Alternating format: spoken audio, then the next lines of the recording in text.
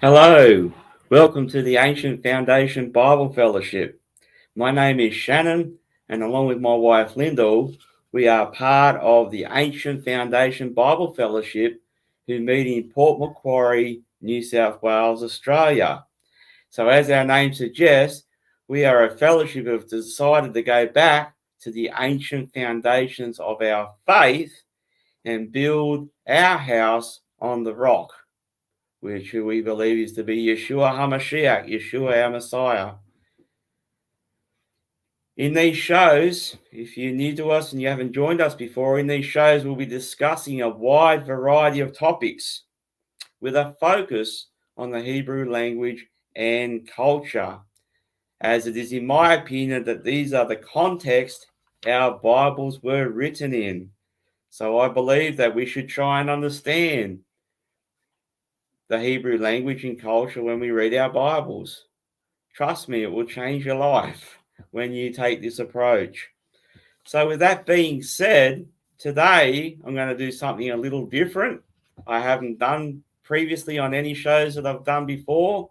I'm going to talk about the Torah portion, which is coming up this week, this weekend, this Sabbath. And the Torah portion is Vayishlach. Vayishlach, and it means Vayishlach, and he sent. So it's actually three words. Vayishlach means and he sent. Shlach, which I may go into at another time, is the word where we get the Hebrew word where we get our word for apostle. But that's for another time. So again, I'm going to discuss and break down the Torah portion, Vayishlach, in today's teaching. Shalom, Emma. Nice to have you with us. Hope you enjoy this teaching and get a lot out of it. I'm just going to turn and share my screen on. Anyone else out there watching, don't be afraid to say hello in the chat box. Be great to hear from you. So I'm just going to just set up my screen to share with you. Just give me a moment. Whoop, if I can find it. I like to share my screen with you so you can follow along and be part of what we're doing.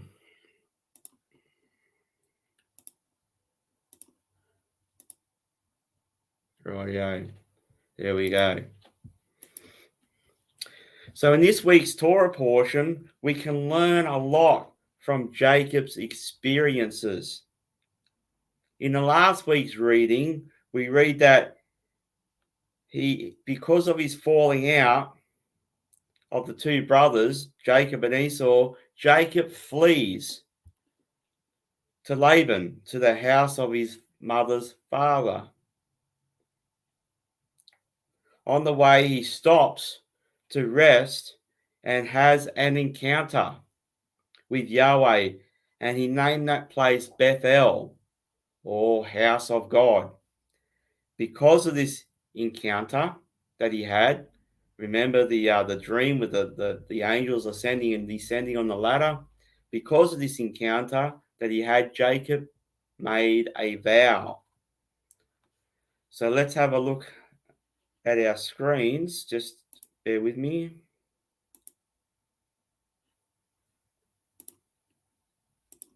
There we are.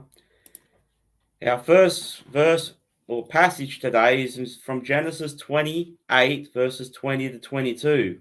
And it says, Then Jacob or Yaakov made a vow, saying, If God will be with me and keep me in this way that I am going, and give me bread to eat and clothing to put on, so that I come back to my father's house in peace, then Yahweh shall be my Elohim, or my God.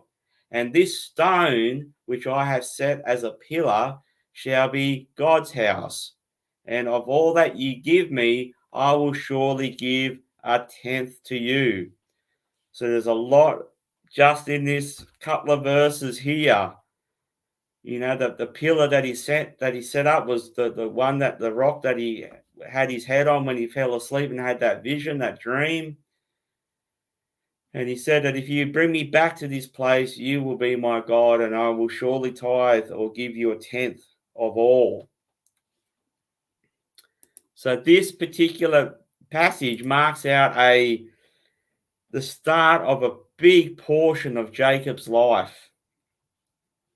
He left with nothing. Remember, he fled from Esau because of the birthright thing and because of the blessing that Isaac gave him instead of Esau, and the deception that came along with that. Esau came back in from the field and he was furious. He was angry. He cried out because Jacob, in his eyes, stole his blessing. And because of that,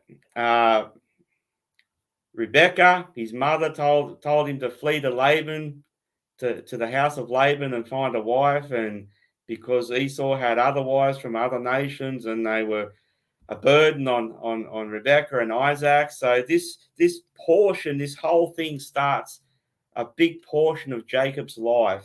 He left with nothing. Remember, he was fleeing. He had no flocks, he had no herds, he had no provisions for himself. He left only with the staff in his hand. Very significant, because the staff can also be symbolic of teachings and instructions. Because a staff is similar to a shepherd's crook. What does a shepherd do with their crook? They discipline, they teach and instruct the sheep, the flock. So Jacob left only with his staff in his hand. Jacob was gone for 20 years. Hence the big portion of Jacob's life. Shalom, Bronya. Nice to have you with us. Hope you enjoyed today's teaching. I trust that you are doing really, really well. So Jacob was gone for 20 years. A lot happened in that time. He had left a single man, came home with wives and 12 children, the ones that we know of. And the 13th one was born to him in the land of Israel. He came back to the land with a big family. So he left a single man and he's come back with a big family and 4 wives. He also had great flocks and herds, as can be seen with the gifts that he gave to Esau upon his return, which is later on in the portion. He returned a wealthy man with a family, and also his name had been changed from Yaakov or Jacob to Yisrael or Israel. In all of this, it was Yahweh who gave him favor and blessed the work of his hands, thus blessing Jacob with a vow he had made to him. We just read out the vow.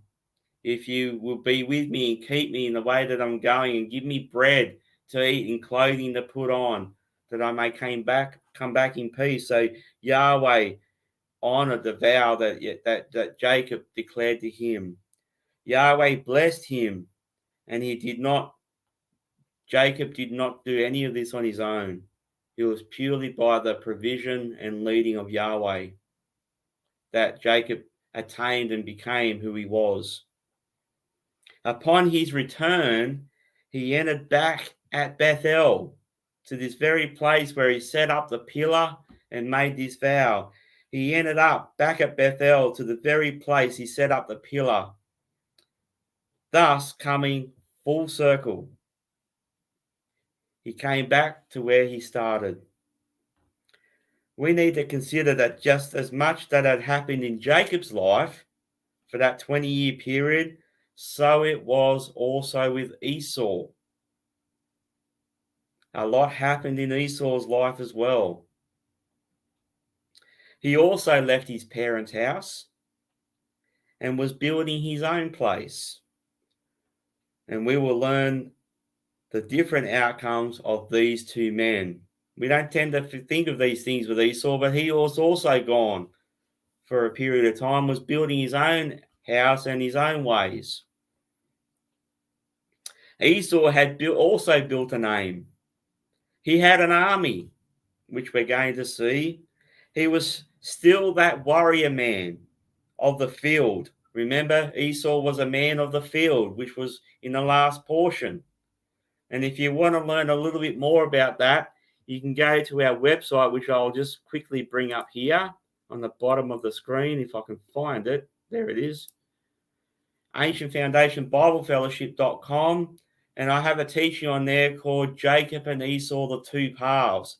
I encourage you to go and check that out. And that's a prelude to this teaching, because Esau was a man in the field, and there's a lot to be learned about what that means. And we can see it all the way through the scriptures, right through to the book of Revelation. The attitude and the characteristics of Esau. So he was still that warrior man of the field.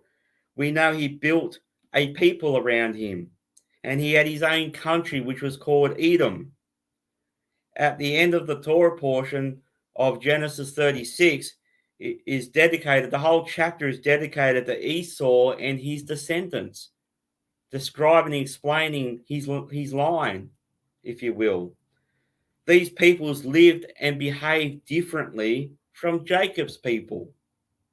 They had rulers and kings over them. They were set up and operated in the ways of man, as this is how all the nations operated around them. So they assimilated, they became like the nations that were around them. They had rulers over them. They lived their lives and behaved in the ways that those around them behaved, which was opposite to Jacob and Isaac and Rebekah. They had kings and rulers. I've said this a couple of times. They had kings and rulers for a few hundred years before Israel had a king. And even then, they were commanded not to have a king. So Edom, or the Edomites, or the people of Esau, had rulers over them for hundreds of years before Israel even had a king. So Jacob, upon his return, after 20 years, sent messengers to Esau, wanting to reconcile and make peace with his brother, which is why he sent so many gifts to appease his brother Esau. As when Jacob left, Esau wanted to kill him. This is why Jacob left. And that's the last recollection that Jacob had, was an angry, jealous, bitter brother that wanted to take him out, that wanted to kill him. So again, look to your screen with me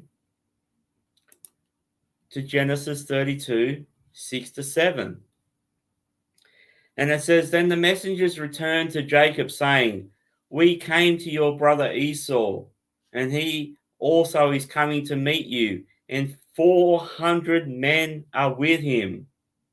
So Jacob was greatly afraid and distressed, and he divided the people that were with him and the flocks and herds and camels into two companies. So here we see that Esau was coming out to meet him with 400 men. So we see that again, we see Esau has built this company of people around him. That Esau has built this country, this people group around him, and he was their leader. And Jacob was greatly afraid and distressed. And he divided all that was with him, the flocks, the herds, the camels. Now, if you know anything about Middle Eastern culture, is that if you have camels, you're quite wealthy. Plus, he had many flocks and herds, and he had companies. So he divided all that out of his fear of Esau. Shalom, Joe. Nice to have you with us. Hope you're doing really well. Bless you. So upon the news that was given to Jacob, he became afraid. He became terrified of his brother Esau, especially when he heard he was coming with 400 men. Remembering again that when Jacob left Esau, Esau wanted to kill him. And also Jacob, as we know, he was gone for 20 years, had worked hard and struggled for 20 years. And now all that seemed to be in jeopardy in his own eyes. All that he's worked for, he worked and for what he thought was Rachel, and ended up being Leah, and then he worked another 7 years for Rachel, and he had all these children and flocks and herds and all this stuff that he had accumulated and Yahweh had blessed him with now seemed to be jeopardized in his own eyes. He was fearful, he was afraid that he was going to lose the lot. It is natural and normal to have these emotions when we're faced with certain things. It is okay to be fearful and afraid. These are human emotions. Even as believers, it's okay to be fearful and afraid at times. So there's this thing that goes around saying, oh, we believe in God and we believe in Yahweh and He's our God and we trust in Him and we're not to be afraid. And yes, the Bible says not to be afraid. But on the other hand, we need to understand that we are humans and we have emotions. And part of those emotions are to be afraid and to be fearful. And I'll go on that a little bit later. It is not bad to experience fear, and that does not mean that you lack faith. It is how you handle that fear. That is what really matters. It's not to be fearful, it is how you handle the fear, how you handle the emotions. Listen to the promise Yahweh gave to Jacob 20 years earlier. Have a look at your screens. Going back to Genesis 28. Where am I? There we are. Sorry, Genesis 28:15. Behold, this is the promise Yahweh gave to Jacob, Yaakov. Behold, I am with you and will keep you wherever you go. I will bring you back to this land, for I will not leave you until I have done what I have spoken to you. So this is a promise that Yahweh gave to Jacob. He promised him, he said, I will keep you. I am with you. I will bring you back. I will not leave you. I will do what I have spoken. And again, he says in Genesis 31:3, then Yahweh said to Jacob, return to the land of your fathers and to your family, and I will be with you. So this is before the encounter he had with Esau. It still doesn't mean he didn't have fear. He didn't have these emotions. He wasn't terrified of his brother. But yet Yahweh still said, I will be with you and your family. Return to the land. So he's fulfilling. He said before in Genesis 28, I will bring you back. And so here we see in Genesis 31, go back to your land, for I am with you. How can we learn from this? We know also of wonderful promises that Yahweh has given to us throughout his word. But that doesn't mean we don't experience fear at times. It is how we handle that fear is what matters. Jacob was in great distress. He had still in his mind that his brother Esau was coming for him to kill him and to destroy all that he had with him. Thus, this is why he divided his company into two, all that he had into two companies, because he was greatly distressed. He feared that Esau was coming out with 400 men to take him out, to kill him, to destroy him. Now we learn our first lesson from Jacob's experiences. People respond differently to fear. Some flee, some freeze, others can get aggressive, others just shut down and be silent and go quiet and go within themselves. But as believers, one of the first lessons we need to learn and understand is that when we are in fear or in great distress or anxious, the one thing we need to learn to do is go and pray to Yahweh. That's what we should do. We need to stop and go to Yahweh our Father and pray and go before Him. Sometimes we try and work it out ourselves, and we try and do it under our own strength, and we try and work it through in our own mind and in our own abilities. But the first thing we should do is stop and go to Yahweh as believers. Let's have a look at this. Genesis 32, 9 to 12. Then Jacob said, O Elohim, or O God of my father Abraham and God of my father Isaac, Yahweh, who said to me, return to your country and to your family. See, he's replying back what he said to him back in the top verse there in Genesis 31, 3. He said, return to your country and to your family, and I will deal well with you.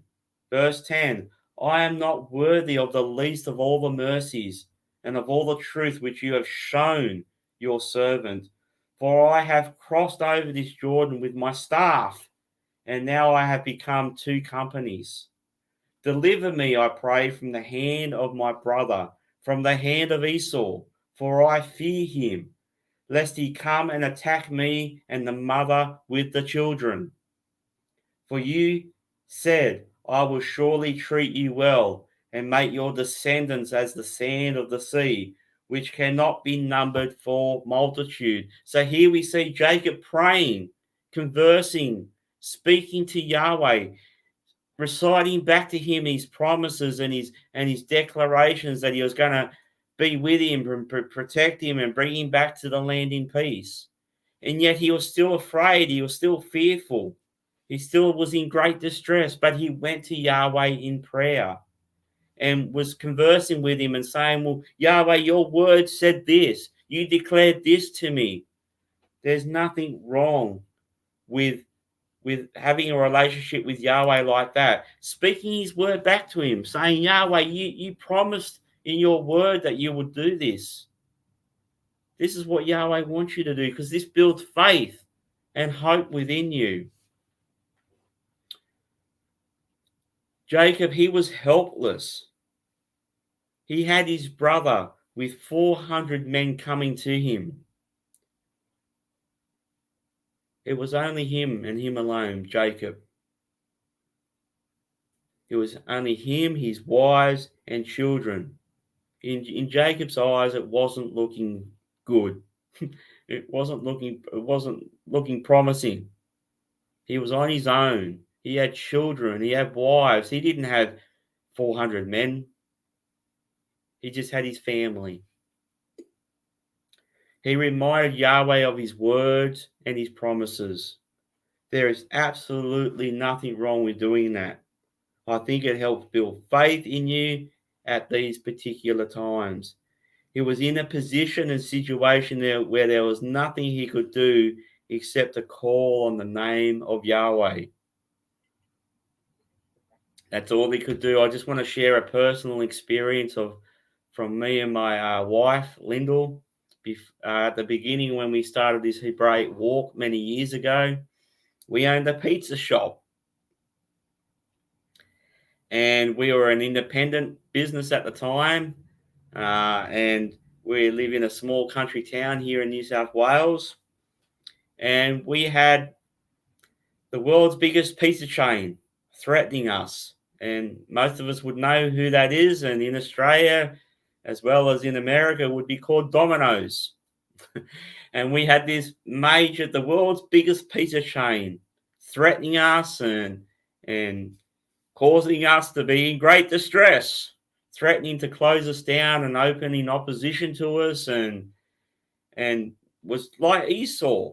They were this big corporate global entity. And here we were, was just this little pizza shop, and they were coming against us. And this was right at the start of our walk. And Yahweh was with us. And we were terrified. We had many sleepless nights. We felt sick in the stomach. Everything we had was on the line. It wasn't very nice. And they kept coming at us and threatening to shut us down. And in the end, we had a favorable outcome. Praise Yahweh. But we had all these emotions. We had all these, fear, and we were terrified, and we were anxious. And we have people in our fellowship that were with us through those times, and they know exactly the emotions that we were dealing with at the time. So we have a sort of our own personal story of being in this fearful, dreadful, hopeless situation. I mean, we didn't have the finances or the means to fight this massive global corporate. But in the end, I may share another time, but Yahweh was good. And he showed us favor and he blessed us. And we were praying to Yahweh. And Yahweh honored us and blessed us through that. So when Jacob cried out in his distress, he didn't receive an answer straight away. Remember, he went to God and he was telling him, God, this is what you said. This is what you promised. This is what you said that will happen. But he didn't receive an answer straight away. The answer will come to him only through an experience which he is about to go through. He didn't receive his answer straight away. He had to still go through the experience before he got his answer. Let's have a look at this. Jacob 32, verses 22 to 29. And he arose that night and took his 2 wives, his 2 female servants, and his 11 sons, and crossed over the ford of Jabbok. I assume he also took his daughter Dinah with him as well. I don't think she would have got left behind. And he took them and sent them over the brook, and he sent over what he had. Then Jacob was left alone, and a man wrestled with him. Now, this is after he cried out to Yahweh. Now, Yahweh wanted him to go through this experience. And a man wrestled with him until the breaking of day. Now, when he saw that he did not prevail against him, he touched the socket of his hip. And the socket of Jacob's hip was out of joint as he wrestled with him. Verse 26. And he said, let me go, for the day breaks. But he said, I will not let you go unless you bless me. So he said to him, what is your name? He said, Yaakov, or Jacob. And he said, your name shall no longer be called Yaakov, but Israel, for you have struggled with God and with men and have prevailed. Then Yaakov asked, saying, tell me your name, I pray. And he said, why is it that you ask about my name? And he blessed him there. So here we see after Jacob cried out to God, speaking to him about what he promised, he has this experience of wrestling with this being, and he was on his own. He sent his wives and his servants and his children over the river, and he has this encounter, this experience with this being on his own. We can learn a few more things from this event. Jacob sent his family to the other side of the brook of Jabbok, and he alone stayed on his side. He had an encounter with what he says was a being from God in the form of a man or an angel, whatever you think about that. And he wrestled throughout the night with this particular being. The being was trying to lift Jacob up off the ground. If you understand, read this story in the Hebrew, the words used is that this being tried to grip him and lift him up off the ground and throw him down flat like a wrestling move. When he couldn't, he gripped and grabbed Jacob on his hip joint. And when Jacob resisted, the muscle was detached from the ligaments, from its ligaments, and could no longer control the leg. So the muscles detached from the ligaments at the hip joint, and he lost control of his leg. As a result of this injury, Jacob was left with a limp. Again, I have another personal story about an experience similar to this. Slightly different, but very similar. When I was younger, in my teens, mid-teens, 16, I think I was 15 or 16, I had a fight with my elder brother. Now, I'm about 5'6". My brother is 6'2". So there's quite a bit height difference there. And we were having a fight, and we were in a wrestling. We were wrestling. It was a full fight. We weren't playing. We were at each other, and he grabbed me in what we would call a bear hug. He wrapped his arms around my chest and was doing this to me, and we were struggling with each other. And I resisted, just like Jacob, he resisted. And I resisted that bear hold and that whipping around motion, and out of that resistance, my knee dislocated, and it was extremely painful. The most pain I've ever felt. I was in that much pain. Apparently, my skin went yellow. I was in that much distress and pain. So through this resisting, my knee dislocated, and I chipped a bone about that yay big off the back of my kneecap. And to this day, that leg I have problems with. So I can identify a little bit with Jacob through this resisting motion, and my knee dislocated, and it's never been the same since. Hopefully one day Yahweh will heal me and I'll be able to have full functionality again. But so I had my own encounter similar to Jacob. This socket of the hip is a very strong muscle that enables a person to walk. It resembles the strength of a person. This is a very strong muscle, this particular muscle. It's the thing that enables a person to stand on their own. In a way, dislocating or dislodging Jacob's hip is showing in a physical way not relying on your own to stand firm, but having him, Yahweh, to help you stand firm. See, Esau gained everything by his own strength, by his own hand, and he continues to do so. It is the attitude of, I will do it by myself and by my own hand. This is the attitude of somebody that doesn't follow Yahweh. They will build their own kingdoms. They will accrue all manner of assets around them. They will build, that they will accumulate assets and toys and cars and houses and money and whatever it is. But it's the attitude of, I'm doing it under my own strength, by my own hand, by my own authority. But we learn from Jacob's dislodgement and dislocation of his hip that strength was taken away. that ability to stand on his own. He walked with a limp, showing that we're not to do things in our own strength. We're not to stand in our own strength, but we are to stand and rely in Yahweh's strength. Look at your screens with me. I have a picture here of this ligament, this muscle. So we have the hip and the I forget what the name of that big bone is that goes down your leg. Femur, I think it's femur, and that bluey in the middle there is that muscle that was dislocated, that was torn away from the hip bone.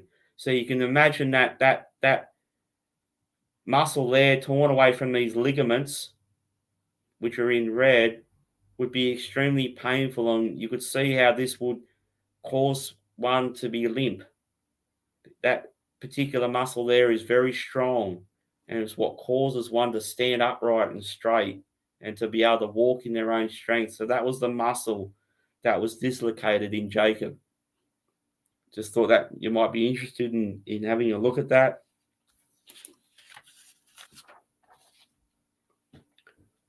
We see Jacob earlier in his distress crying out to Yahweh, then struggle with Yahweh, so to speak, but coming out of this whole experience, remember, he cried out to Yahweh, but Yahweh still wanted him to go through the experience of the struggle and the wrestling with this being. Coming out of it all, knowing he is not to stand and walk in his own strength or his own abilities, but he is to seek God and his face and receive strength from him and him alone, to stand and walk and be strong in Yahweh's strength and not his own strength. So we see a complete opposite here to Esau, where Esau was still doing things by his own hand, walking in his own strength, but Yahweh took that away from Jacob, teaching him that I don't want you to stand in your own strength. I want you to stand in me. I am your strength. I am more than able to provide everything that you need. And this is evident all through Jacob's life, that Yahweh blessed him. So he wasn't to stand in his own abilities, but he wanted to seek God and to stand in Yahweh's strength. Let's have a look at this verse in Philippians. Philippians 4:13, I can do all things through Messiah who strengthens me. See, it is we can do anything, but we can only do it through Messiah, who is our strength, who is that muscle that causes us to be strong and to stand. The limp reminds them of this whole situation still to this day. They still remember the limp of Jacob. Let's have a look at Genesis 32:32. Therefore, to this day, the children of Israel do not eat the muscle that shrank, which is in the hip socket, because he touched the socket of Jacob's hip in the muscle that shrank.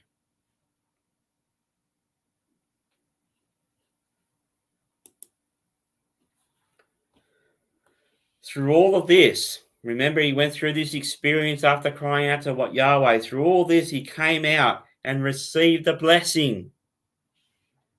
He was to be called Israel. This is so significant because when Israel followed Yahweh and were obedient to his ways, he fought for them. He stood for them. He caused them to stand in the face of adversity.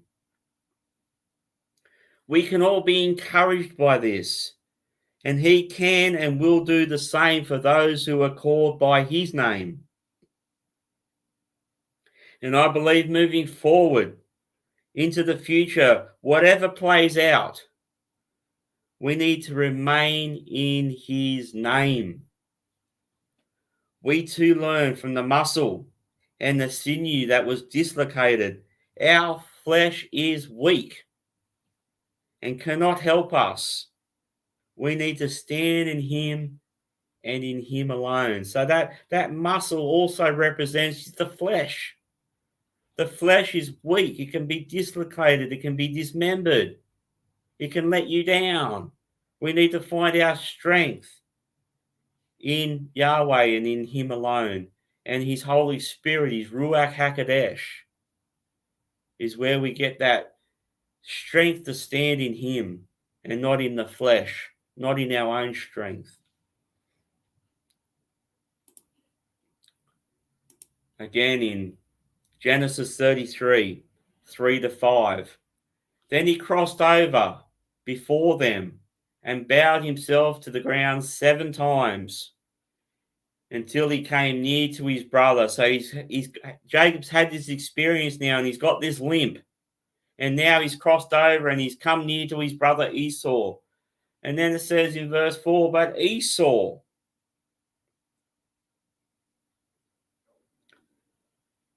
ran to meet him and embraced him and fell on his neck and kissed him, and they wept. And he lifted his eyes and saw the women and children and said, who are these with you? So he said, the children whom Elohim has graciously given your servants. So see here, we see that, let's just break this down. Jacob is in great distress. He's fearful. He's afraid. He cries out to Yahweh, saying, you promised to do this. You promised to bring me back in peace. And then he has this encounter with this being and struggled, and he has his hip put out and he's got a limp and he's relying on Yahweh now. This experience was the answer to Jacob's prayer and his cry of distress.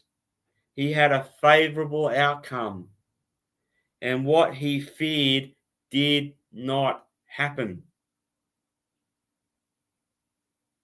Quite the opposite.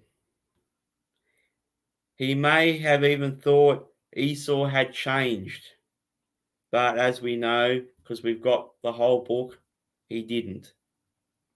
But Esau survived and ended up back where Jacob survived. Jacob survived this whole encounter with Esau, and he had a favorable outcome, and Jacob survived and ended up back where this whole thing began at Bethel, exactly as the way Yahweh promised and said to him that I will bring you back in peace. How amazing is that? But that Yahweh didn't stop Jacob from going through all these emotions. He didn't stop Jacob going through this struggle that he had. Jacob had to go through these experiences to realize the full power of Yahweh, that Yahweh is faithful to his word and that Yahweh will never let him down. And we see this through the whole of Jacob's life. Remember, at the beginning, he said, if you be with me and give me food to eat and clothes to wear, you will be my God. Well, Yahweh was faithful to that. Through the whole 20 years that he was with Laban and through the whole encounter that he came back with Esau, Yahweh was faithful to his word. And he did that full circle and ended up back at Bethel, just as Yahweh had promised. I will bring you back to this place.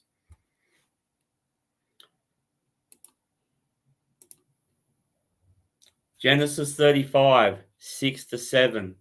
So Jacob come to Luz, that is Bethel, which is in the land of Canaan, he and all the people who were with him. And he built an altar there and called the place El Bethel, because there God appeared to him when he fled from the face of his brother.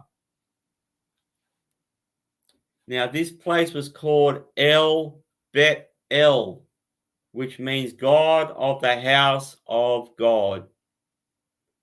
This is exactly where Jacob had his first experience with Yahweh and did that whole full circle after 20 odd years and brought him back, and now he was the God of the house of God.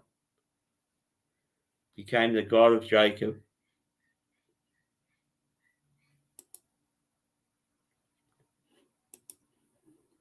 Oh. Genesis 28:21. So that I come back to my father's house in peace.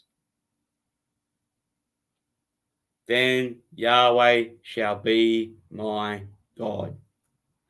So we see that when he came and built the house of God, built that altar, he fulfilled a vow Jacob made 20 years earlier at that same place, brought him back in peace, and God became his God. So what do we learn? We have all had some of these experiences and will have moving forward into the future. If we believe what the book of Revelation says, we're all going to have experiences that we're to face. And we're going to be afraid, we're going to be fearful, we're going to be doubting. But we need to remember this story.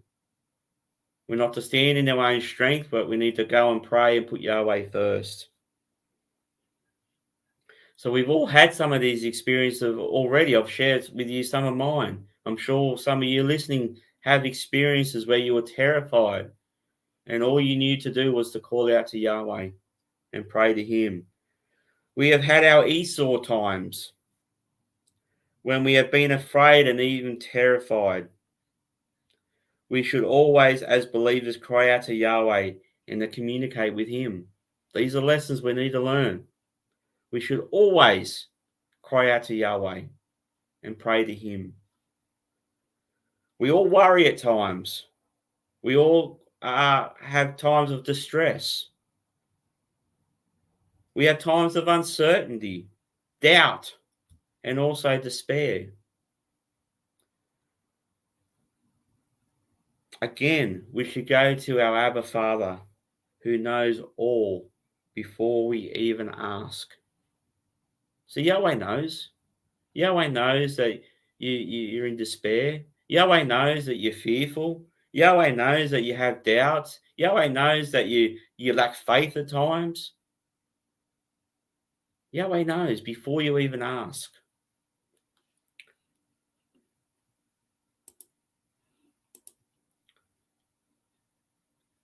Therefore, do not be like them, for your Father knows the things you have need before you even ask.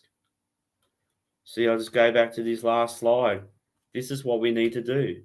We need to go to Yahweh in prayer and go to the altar. Lay our petitions and our prayers before him and that they would rise like incense.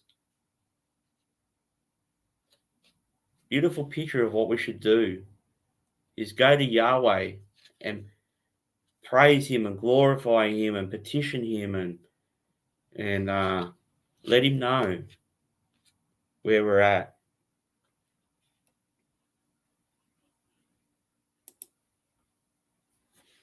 At times we pray and seek his face, and he may not answer. See, at times there'll be times when we will pray and seek his face and we will not get an answer. But that does not mean he does not hear you. He may want you to go through the experience, just like he allowed Jacob to go through the experience. He didn't turn Esau around and make him flee the other way. No, he still allowed Esau to come, but there was a different outcome to the expectation that Jacob had. So it may be for us. Yahweh will allow us to go through the experience, but the outcome will be different to what we are expecting. Just like it was with us in our pizza shop, we had a different outcome, a favorable outcome. I'm sure many of you have testimonies of similar things. When you put your faith and hope in Yahweh, there will be a favorable outcome. But that doesn't stop you from going through the experience. He may want you to go through the experience not to cause harm, but to change you. And when you go through and come out the other side, you are closer to him than you were ever before. Just like Jacob. It builds your faith. The experience builds your faith. It causes you to stand stronger because of the experience. See, some of you may be going through some things right now. Some of you that are listening to this and will listen to it sometime in the future, you may be facing a situation where you're fearful. You may be in a place where you're doubting. You may be in a place of distress. You may be disheartened. You may be lacking faith. Friend, I want to tell you to go to your Father, yield, submit to Him, and say, Father, I'm following you. I'm doing the best I know with what I have. Father, I ask you to help me. Father, I'm fearful. I'm in great distress. I don't see a way out. But Yahweh, in light of all that, I submit. I yield to you. Father, have your way. Let your will be done. Father, I hand it over to you. The last thing you want to do is try and do it in your own strength, and that's hard to do. But Yahweh may want you to go through the experience to make you stronger, not to hurt you, but to bless you. His word promises that He is always with you.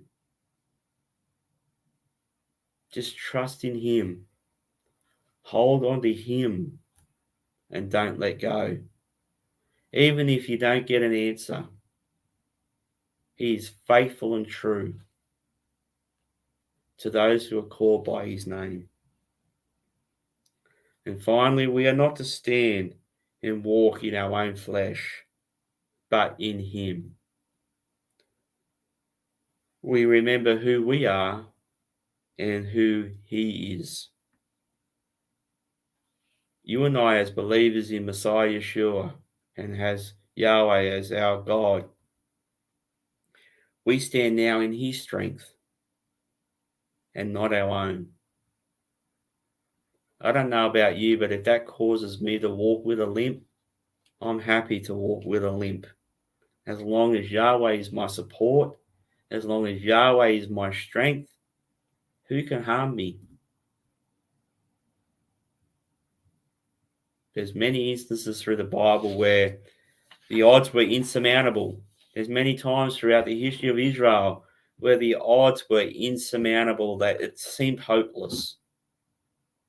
But lo and behold, Yahweh came through and gave them favor.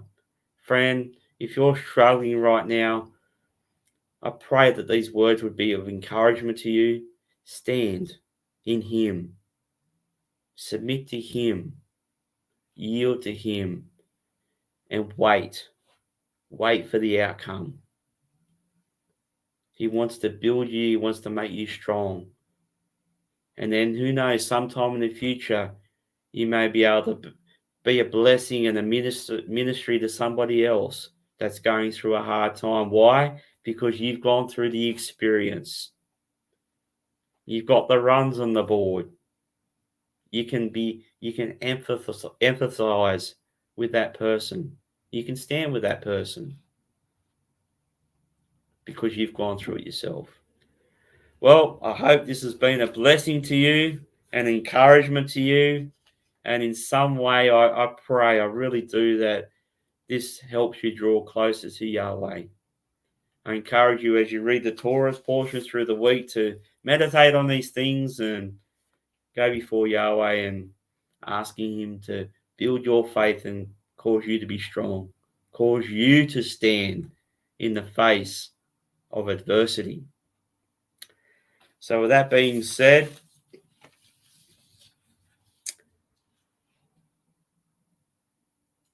I want to thank Mark David Smith and his team again for the opportunity to share with you today. I hope it's been a blessing to you. I hope it's been an encouragement to you. I hope it's built some faith in you and caused you to look up and not down. I thank Mark again for the opportunity to share with you. I encourage you to tune into the Messianic Lamb networks throughout the week and listen to the other ministries that are available on there. I hope this teaching has been an encouragement and a blessing to you. I thank you for watching and listening. Until next time, may Yahweh's hand be upon you. May Yahweh watch over you and your loved ones. Until next time, shalom. Blessings to you.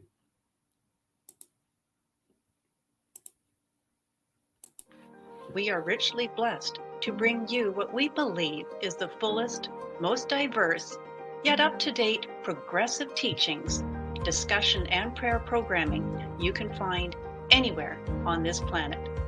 Be sure to take the tour of the MessianicLambRadio.com website. I'm Susan Hoogie, thanking you for joining us on the Messianic Lamb Video Network.